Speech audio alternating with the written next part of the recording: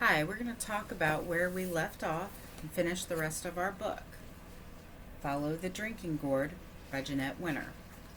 And as we were talking the last time, we talked about how the Big Dipper is referred to in this book as the Drinking Gourd because it points to the Little Dipper, who the top of its handle is the North Star. That's the star that the slaves followed to go north to freedom. We talked again about what a drinking gourd is. Well, as you can see here, gourds are vegetables that were sometimes hollowed out, and the big round part of the gourd was used to make a ladle or a drinking gourd to serve soups or water or anything to drink. So we're going to start right here where we left off. On and on they followed the trail to the river's end. From the top of the hill they saw the new path, another river beneath the stars to lead them to Freedom Land. The drinking gourd led them on. The song was almost done. When the great big river meets the little river, follow the drinking gourd. For an old man is waiting to carry you to freedom if you follow the drinking gourd. Remember, yesterday we talked about the little river being the Tennessee River and the big river being the Ohio River. They climbed the last hill. Down below was Peg-Leg Joe, waiting at the wide Ohio River to carry them across.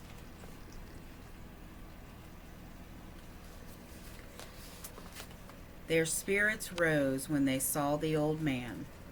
Molly, James, Isaiah, old Hattie, and George ran to the shore. You can see them running there.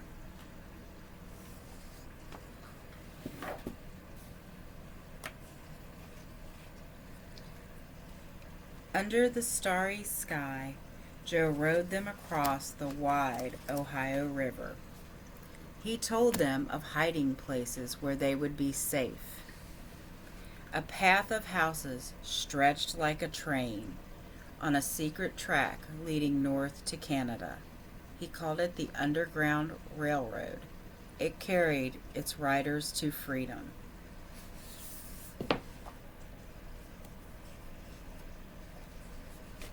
going to try to turn this so you can see the story.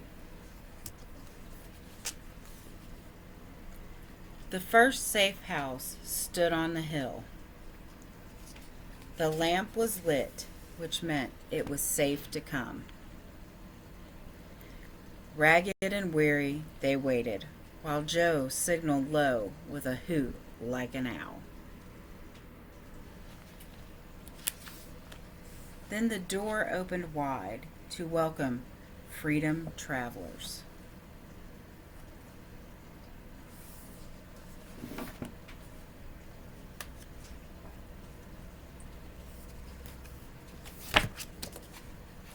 They were rushed through the house to the barn, for farmers knew there were slave catchers nearby.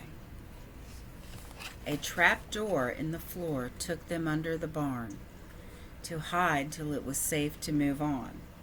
Then Peg-Leg Joe went back to the river to meet others who followed the drinking gourd.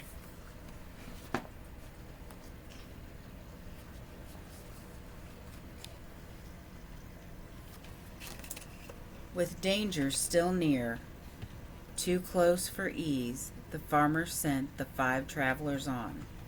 He drew a map that showed the way north on the midnight road to the next safe house just over 2 hills. This time, James called the signal a hoot like an owl. That opened the door to a Quaker farm. The travelers were led to a secret room hidden behind the shelves. You can see there's shelves in the secret room that was hidden behind it.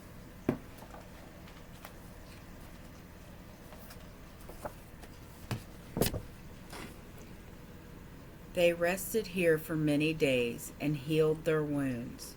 Soft beds, full meals, new clothes, hot baths washed away some fear and pain. Isaiah smiled.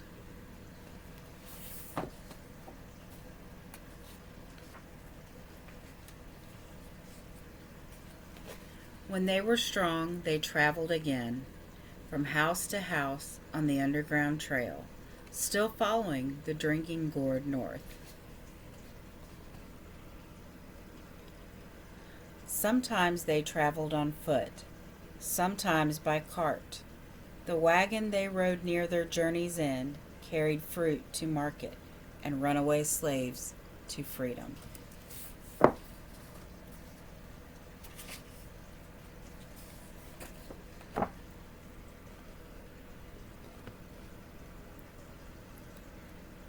At last they came to the shores of Lake Erie.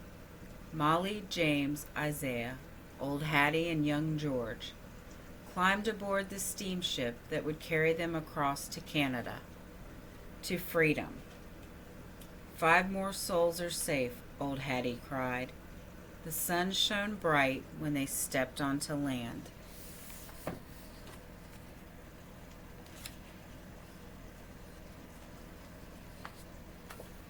They had followed the drinking gourd. So I thought this would be a really good story to read to you, because here in our area we live near the Ohio River, and we actually have the Underground Railroad Museum right in Cincinnati. So if you ever get a chance to get this book, I think it is a great story. I hope you enjoyed it, and I will see you another day. Bye.